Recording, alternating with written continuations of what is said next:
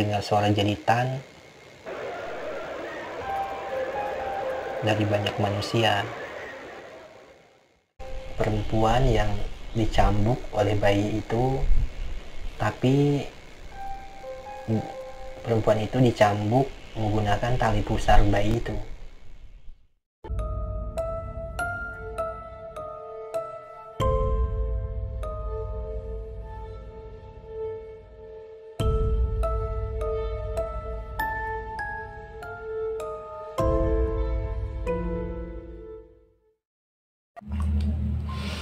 Oke, kembali lagi bersama gua Afrio Purnama.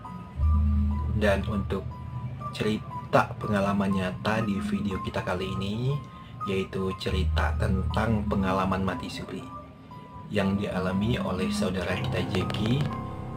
Dan mungkin cerita ini agak berbeda dari cerita-cerita yang pernah kita ceritakan melalui channel kita ini. Buat kalian yang belum mendengarkan cerita-cerita yang lain, silahkan scroll ke bawah atau cerita yang ini.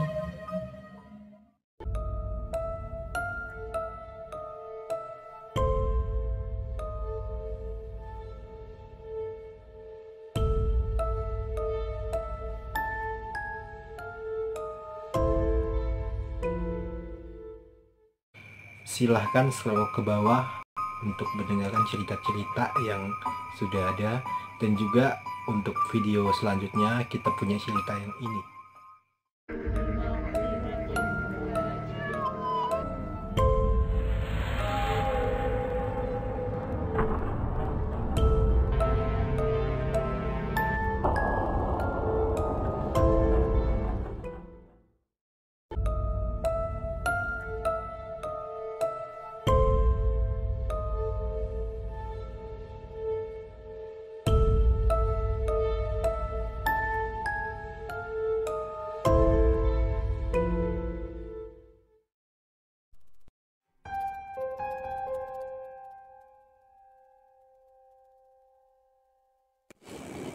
Nama saya Jeki, usia sekarang 31 tahun, dan anak pertama dari 2 saudara.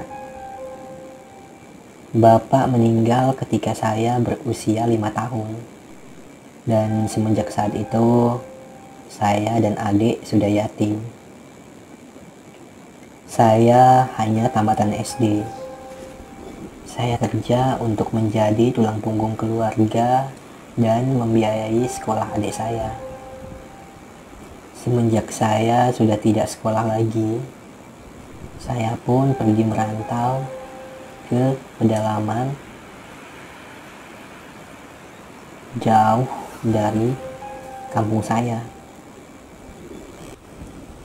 Kampung tempat saya merantau lumayan jauh, dan dengan kondisi jalan yang sangat memprihatinkan. Namun, saya tetap semangat untuk keluarga saya. Dari usia 14 tahun, saya sudah pergi merantau dan pulang 3 bulan sekali. Ketika usia 16 tahun, saya coba kerja di kampung biar bisa jaga keluarga. Terlebih ibu saya yang sering sakit-sakitan. Namun, kerja di kampung tidak ada penghasilan. Dan pada saat itu, saya ditawarkan kerja ikut pamannya teman saya dan kembali bekerja ke area waktu pertama kali saya bekerja semenjak saya lulus sekolah dasar waktu dulu. Disinilah pertama kali saya merasakan gundah antara berangkat atau tidak. Namun, kembali kalau ingat ibu dan adik, saya jadi sangat semangat berangkat tanpa memikirkan hal apapun. Kebetulan pada saat itu diberi izin oleh ibu. Ketika malam, saya berkemas segala pakaian yang akan saya bawa besok. Setelah sholat Isya, saya pergi ke rumah paman teman saya untuk menanyakan jam keberangkatan besok. Setelah mengobrol panjang lebar, saya pun beranjak pulang dan untuk segera istirahat.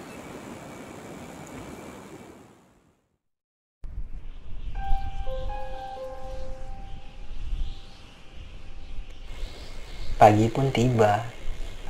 Saya pun berangkat bersama paman, teman, juga karyawan yang lainnya, tapi mereka bukan dari desa kita. Selama perjalanan, yang ada di benak saya hanya ibu dan adik saya. Sungguh, untuk saat ini rasanya berat untuk jauh lagi dari mereka. Tapi semua ini aku lakukan untuk mereka. Aku harus kerja. Setelah 9 jam perjalanan, akhirnya kita sampai di area tempat kita kerja. Area itu terdapat banyak perbukitan dan hutan belantara. Sungguh tidak berubah, masih seperti waktu pertama kali saya datang ke sini. Dengan hutan dan perbukitan yang masih asri dan jarang terjamah oleh manusia di sini. Hari pun menjelang malam. Saya pun mulai beristirahat karena kecapean saat perjalanan. Dan pagi menjelang, saya mulai bekerja bersama karyawan yang lain. 3 hari saya kerja pun berlalu. Tepat pada hari Jumat, kita tidak bekerja. Pada saat itu, sekitar pukul 4 sore, saya diajak teman, sebut saja namanya Doni. Kita pergi mencari sayuran, tepatnya di area hutan sembari mencari kayu bakar. Dan ketika di hutan, saya memetik pakis, juga si Doni. Dan hari pun mulai terlihat gelap. Tiba-tiba si Doni, dia ngomong, lebih baik kita pulang. Tapi kita belum dapat kayu bakar. Dan ketika itu, saya menghampiri Doni dan menyerahkan pucuk pakis yang saya petik. Saya pun berbicara pada Doni. Dan kamu lanjutin cari pakisnya ya. Sebentar, biar aku cari kayu bakar. Biar kita cepat pulang, karena hari mulai gelap. Doni pun mengangguk dan saya pun beranjak mencari kayu bakar. Sekitar 20 meter saya berjalan sembari melihat ke belakang. Saya masih melihat Doni sedang memetik pakis. Kemudian saya lanjutkan jalan sambil melihat ranting-ranting yang jatuh untuk kita ambil dijadikan kayu bakar. Ketika saya jongkok dan mengambil kayu bakar itu, tiba-tiba saat saya melihat ke arah Doni itu tidak ada. Dan saya coba memanggil, tapi nggak ada jawaban. Saya berlari mencari dan memanggil Doni kembali, tapi setiap panggilan saya tidak ada jawaban dari Doni. Dan ketika saya berada di atas pokok yang tumbang, ketika saya naik, saya terpeleset hingga jatuh tepat di bawah batang pohon yang tumbang lumayan besar dan dikelilingi semak belukar. Saat posisi jatuh, saya merasa terbaring lemah dan menghadap langit-langit pohon yang ada di atas kepala saya.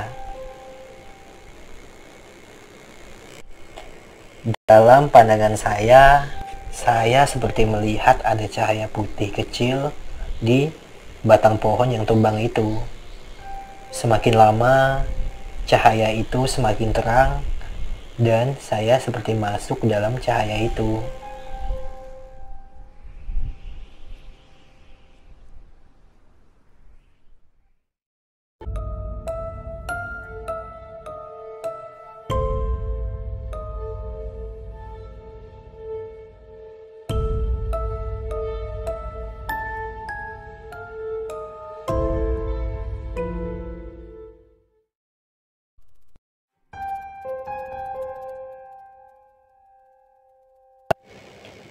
Secara tiba-tiba, saya merasa bahwa saya berada di suatu tempat yang dimana saya sendiri tidak tahu tempat itu. Tempat itu seperti ada dua lorong yang terhubung pada tempat yang berbeda.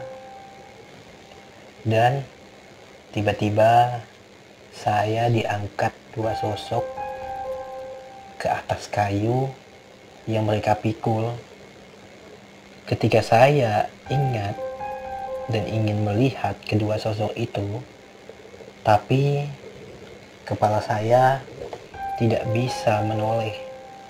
Saya seperti terpaku dalam satu tatapan ke depan.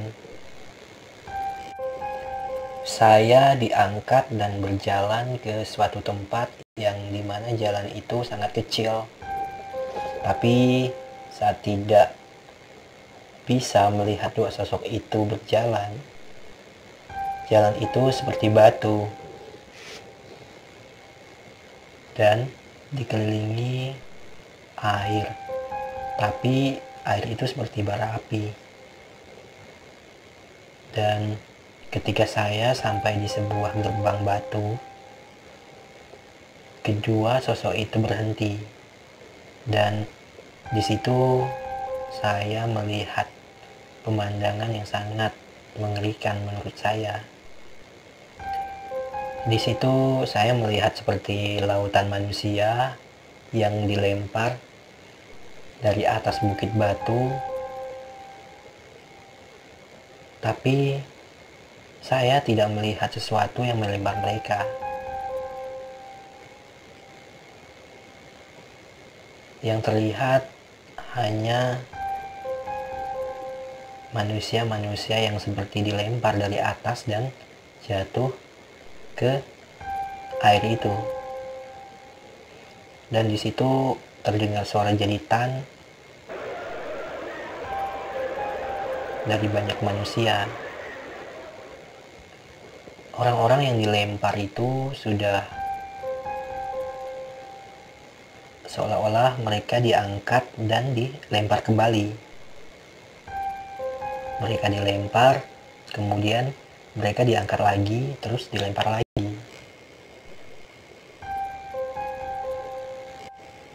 Dan ketika saya sedang menyaksikan orang-orang yang dilempar, kemudian diangkat, kemudian dilempar lagi ke dalam air itu, saya pun dibawa ke tempat yang lain.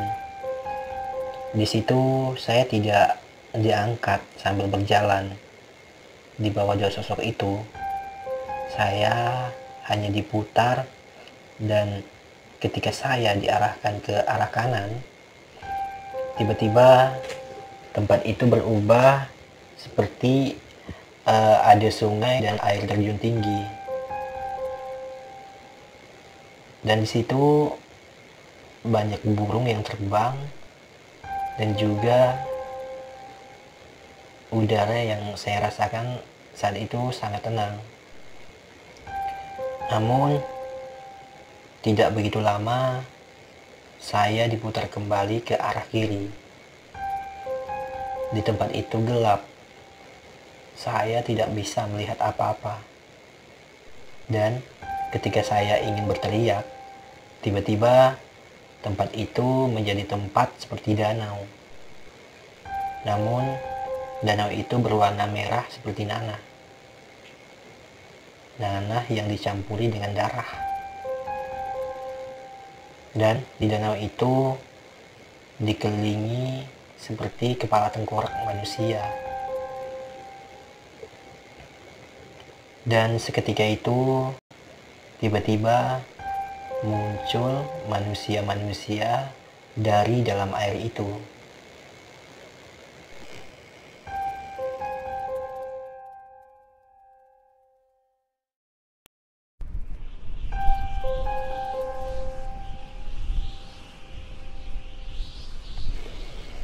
Yang saya lihat di situ manusia-manusia dengan rambut panjang, tapi di bagian kepala manusia-manusia itu seperti terkopek dan seperti luka-luka.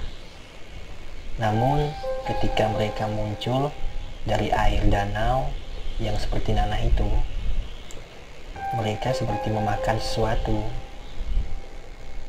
Saya tidak begitu jelas melihat apa yang mereka makan. Dan di saat kepala mereka seperti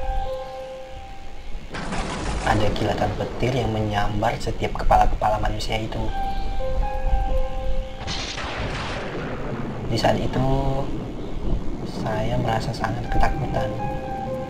Namun saat tidak bisa berbuat apa-apa karena saya di situ tidak bisa bergerak dan bibir saya membungkam. Bahkan berteriak pun saya tidak bisa. Sementara sosok yang membopong saya itu tidak bisa saya lihat sama sekali. Saya sempat berpikir, apakah ini neraka? Ketika saya sedang menyaksikan pemandangan itu, di antara riuhnya suara-suara manusia itu, tiba-tiba terdengar suara tertawa. Saya yakin itu bukan suara manusia. Suara itu sangat menakutkan. Dan setelah suara itu, seketika dari hadapan saya seperti ada cahaya putih yang datang dan masuk ke dalam mata saya. Seketika itu saya langsung terjatuh dari batang pohon yang saya duduki dan dipikul dua sosok yang tidak bisa saya lihat itu. Ketika saya membuka mata, saya sudah berada di sebuah padang tandus. Tempat itu seperti tanah yang sedang mengering dan tidak ada satupun pohon. Tiba-tiba dari jauh saya mendengar suara seperti suara bayi yang tertawa kemudian menangis. Dan suara bayi itu sangat banyak.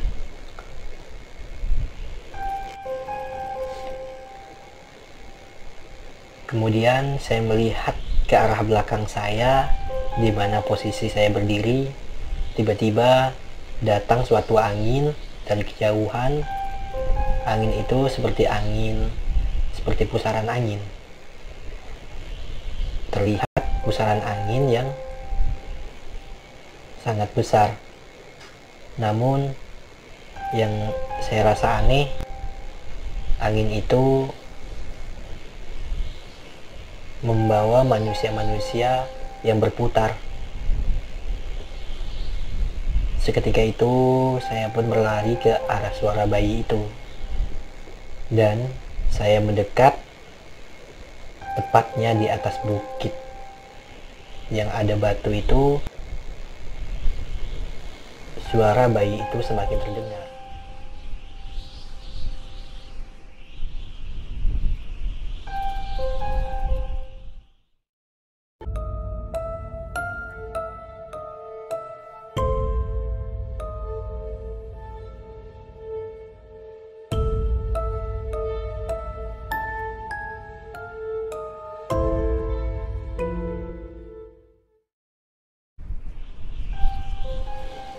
Dan saya pun berhenti.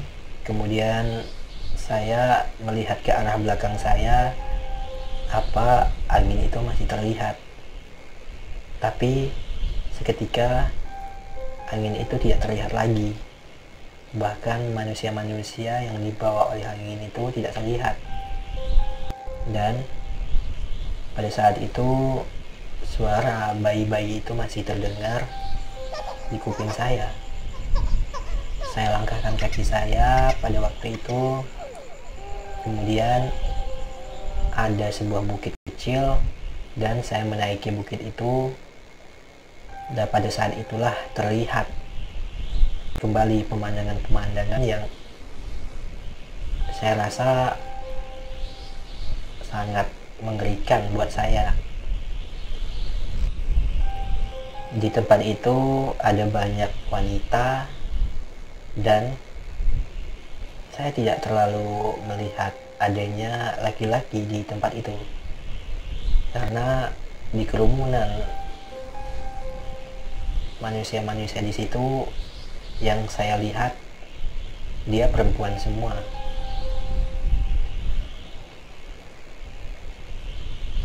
Tapi ketika saya melihat ke area yang ada di hadapan saya, di situ saya melihat ada beberapa bayi yang seperti raksasa, tapi saya tidak melihat wajah dari bayi-bayi itu. Yang terlihat hanya bagian belakang dari bayi-bayi tersebut. Dan di antara bayi-bayi itu, mereka seperti mempunyai tugas masing-masing. Di situ ada perempuan yang dicambuk oleh bayi itu, tapi perempuan itu dicambuk menggunakan tali pusar bayi itu.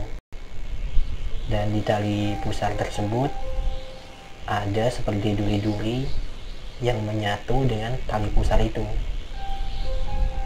Kemudian ada juga bayi yang satunya lagi menyeret puluhan perempuan dengan tali pusarnya. Kemudian dihempaskan ke dalam api dan ditarik kembali. Kemudian diseret kembali dan dihempaskan lagi. Dan itu berulang-ulang. Dan ada juga bayi yang membawa palu. Tapi palu itu seperti bola api dan dipukul ke kepala perempuan-perempuan itu. Nah, ada satu bayi yang saya lihat itu menurut saya aneh. Di situ saya melihat bayi tanpa tangan dan kaki, tapi kepalanya seperti nggak lazim bentuknya. Bayi itu berbaring dengan posisi menghadap kiri, tepatnya menghadap ke arah saya. Nah, di situ saya lihat jelas gimana bentuk dari wajah si bayi itu. Bayi itu dia memiliki satu mata dan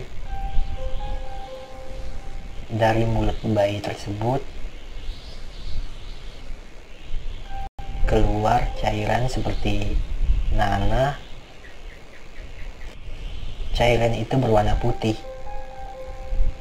Dan di situ banyak perempuan yang meminum nanah itu, cairan yang keluar dari mulut bayi yang wajahnya nggak lazim itu.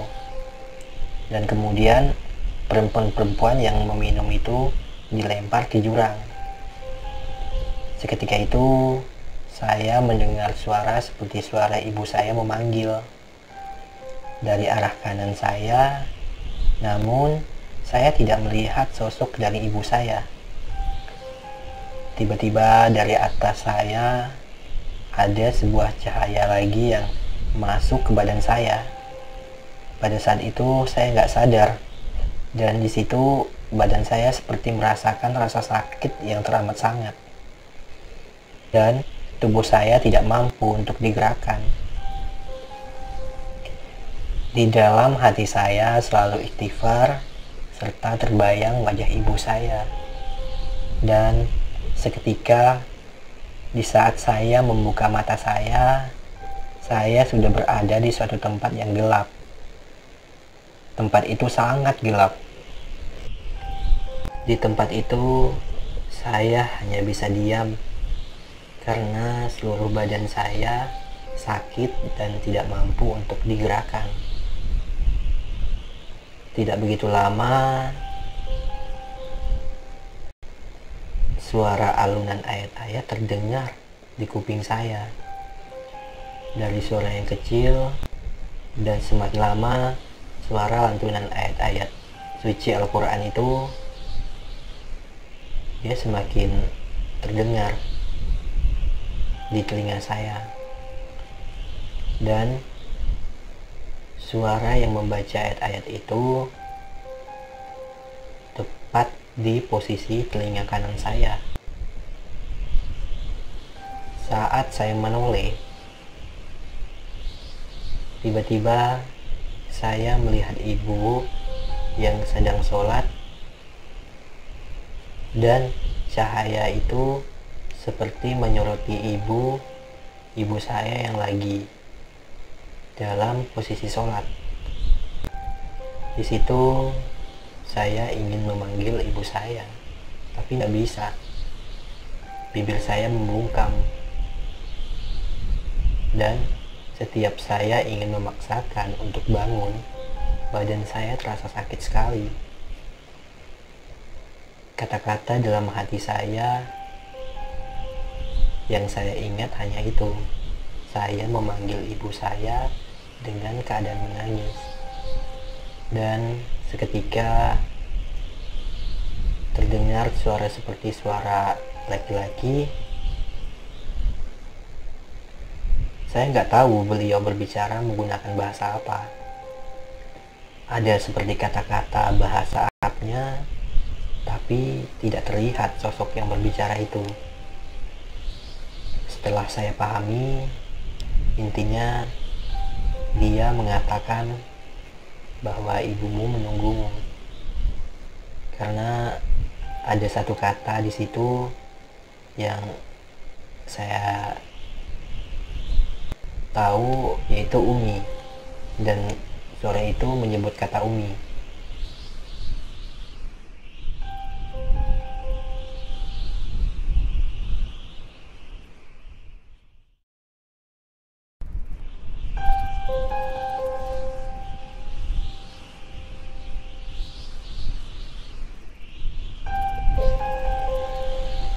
Pada saat itu saya seperti dilempar, saya diangkat dan dilempar jauh ke dalam sebuah jurang.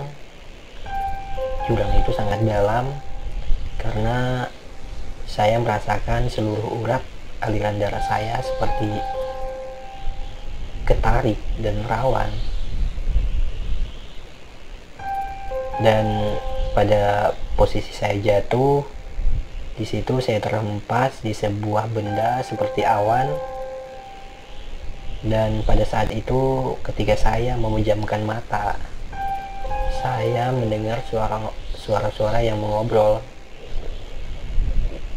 Namun tidak begitu banyak. Karena saya takut membuka mata. Saya takut dan saya tidak ingin melihat pemandangan yang mengerikan lagi ketika saya membuka mata.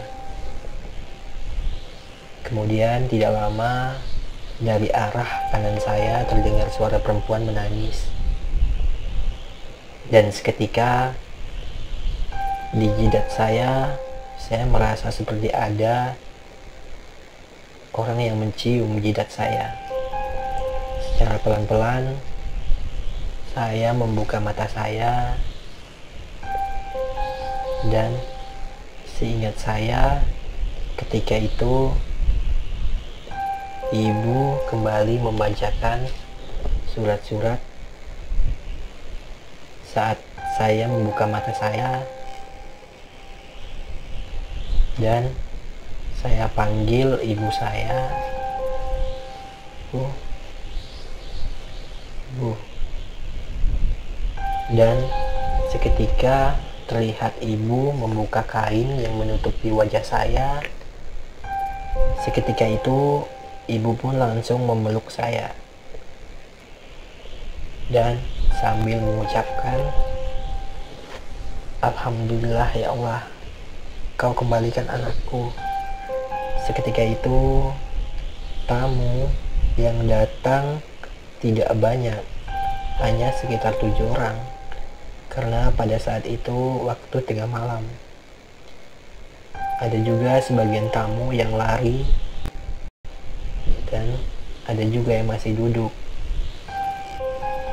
Mungkin mereka takut karena saya sudah diprediksikan meninggal pada saat itu.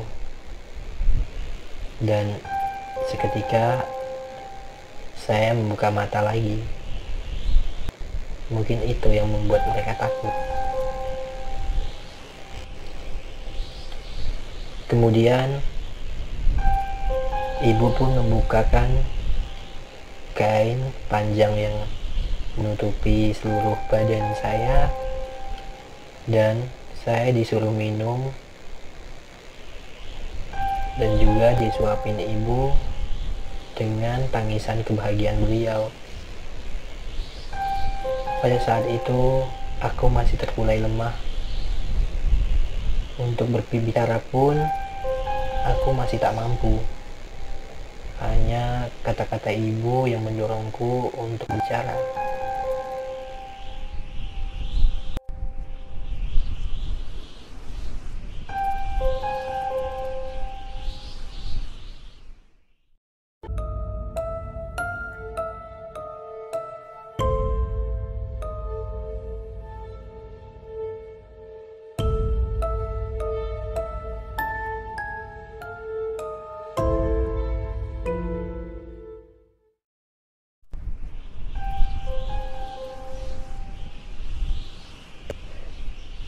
Pada saat aku sadar, warga pun berdatangan. Lebihnya si Doni yang tidak pernah lepas tangannya memegang tanganku. Ketika dia mendapat kabar bahwa aku masih hidup, semula dia tidak percaya. Tapi setelah dia datang ke rumah, karena pada malam itu dia pergi ke rumah paman yang mengajak aku kerja itu untuk mandi ke rumah paman. Setelah dia datang ke rumahku dan ketika dia melihat aku, dia terlihat sangat kaget. Dia melihat aku duduk di samping ibu, juga warga yang lainnya. Dia datang langsung memeluk aku. Rasanya dia tidak percaya bahwa aku masih hidup. Karena dia sendiri yang menyaksikan bahwa ketika kita pergi mencari sayur pakis dan juga kayu bakar, dia melihat kejadian itu. Dan inilah pengalaman atau kisah nyata yang aku alami. Dan kejadian itu sampai detik ini masih aku ingat secara detail. Entah apakah itu yang dinamakan mati suri ataukah hanya mimpi, aku tidak tahu. Yang pasti aku belajar dari kejadian itu untuk menata hidup lebih baik lagi, serta selalu mengingat Allah di setiap helaan nafasku.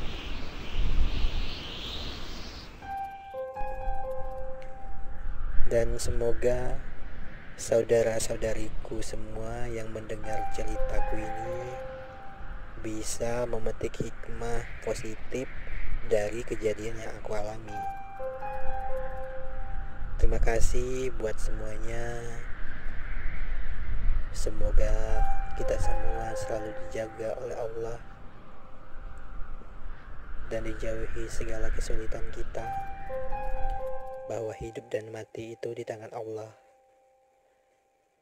Sekali lagi terima kasih buat semuanya, dan jangan lupa dukung channel ini ya, dengan tekan subscribe yang bertulisan merah di bawah, lonceng, juga like-nya, agar kalian bisa mendengar cerita pengalaman mistis nyata berikutnya di channel ini. Sekali lagi terima kasih. Assalamualaikum.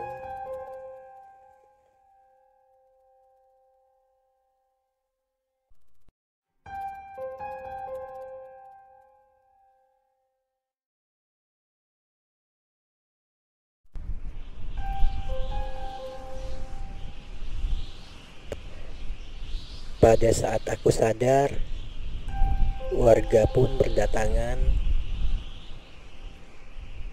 Lebihnya si Doni yang tidak pernah lepas tangannya memegang tanganku.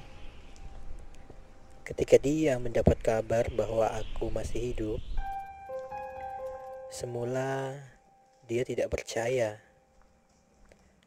Tapi setelah dia datang ke rumah,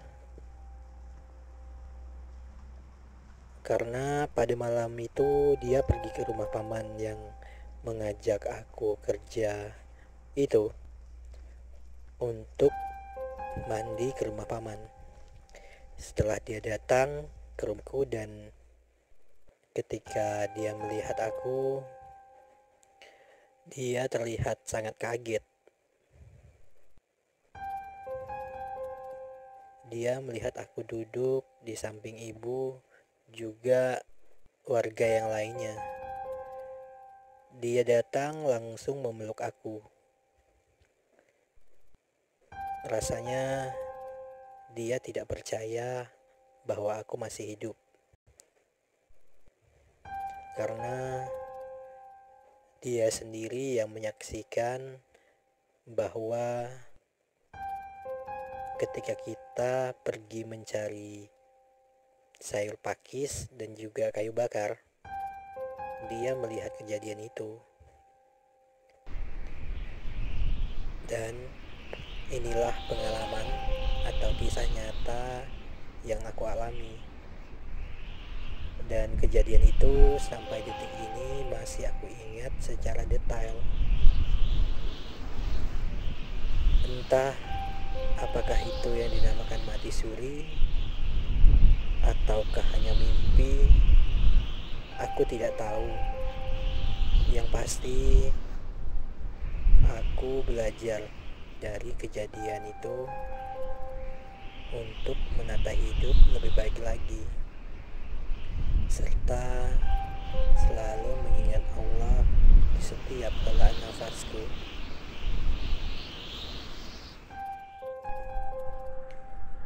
Dan semoga saudara-saudariku semua yang mendengar ceritaku ini bisa memetik hikmah positif dari kejadian yang aku alami.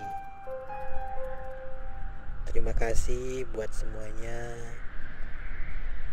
Semoga kita semua selalu dijaga oleh Allah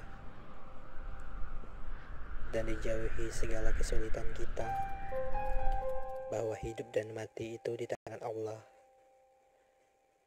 Sekali lagi terima kasih buat semuanya, dan jangan lupa dukung channel ini ya, dengan tekan subscribe yang bertulisan merah di bawah, lonceng, juga like-nya, agar kalian bisa mendengar cerita pengalaman mistis nyata berikutnya di channel ini.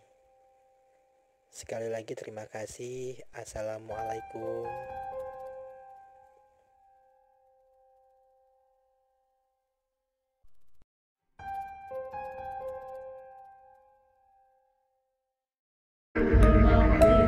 Jangan lupa tekan subscribe untuk video berikutnya.